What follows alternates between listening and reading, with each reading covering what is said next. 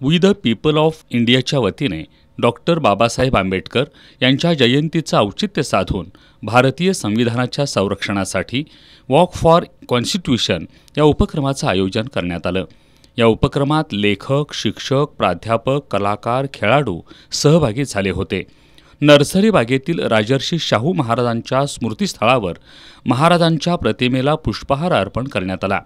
यावेळी प्राध्यापक डी.यू. पवार, प्राध्यापक टी.एस. पाटील, प्राचार्य डॉक्टर जी.पी. माळी यांची प्रमुख उपस्थिती होती। त्यानंतर सीमा पाटील, यश आंबाळे, सुनील स्वामी, दत्ता घाटुकडे यांनी आभाळाची आम्ही लेकरे आणि संविधानाची ओवी सादर केली। भारतीय संविधान जिंदाबाद, छत्रपती शिवाजी महाराज की जय, राजर्षी शाहू महाराज की जय, डॉक्टर बाबासाहेब आंबेडकर की जय अशा घोषणा यावेळी देण्यात आल्या। शाहू स्मृतिस्थळ, CPR चौक, महानगरपालिकेमार्गे ही रॅली शिवाजी चौकात आली। तिथं छत्रपती शिवाजी महाराजांच्या पुतळ्याला अभिवादन करण्यात आलं। त्यानंतर रॅली बिंदू चौकात आली। तिथं डॉक्टर बाबासाहेब आंबेडकर, महात्मा फुले यांच्या पुतळ्याला अभिवादन करण्यात आलं।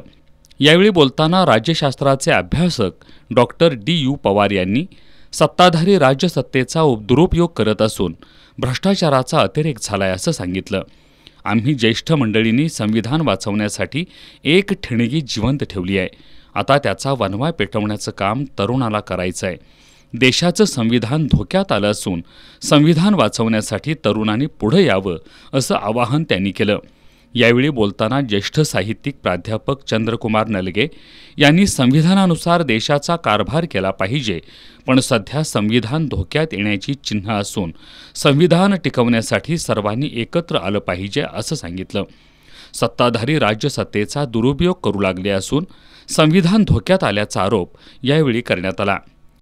संविधानात्मक तरतुदी ज्या आहेत त्या संविधानात्मक तरतुदी बाजूला राहून आपणाला हवं त्या पद्धतीनं आणि संविधानाच्या नावावर आपल्या गोष्टी खपवण्याचा जो प्रयत्न आहे याच्यातून संविधान प्रत्यक्षात धोक्यातच आलेलं आहे हे जाणवतं आणि म्हणून हे संविधान राहिलं पाहिजे, कारण हे संविधान म्हणजेच या देशाच्या लोकशाहीचा आत्मा आहे। डॉक्टर छाया पवार, डॉक्टर जी.पी. माळी, शिवाजी विद्यापीठ इतिहास विभाग प्रमुख डॉक्टर अविनाश पाटील, पाली भाषा अभ्यासक प्राध्यापक भीमराव पाटील, डॉक्टर शरद नावरे, डॉक्टर विश्वनाथ मगदूम यांनीही यावेळी मनोगत व्यक्त केली। त्यानंतर संविधानाच्या प्रस्तावनेचं सामूहिक वाचन करण्यात आलं।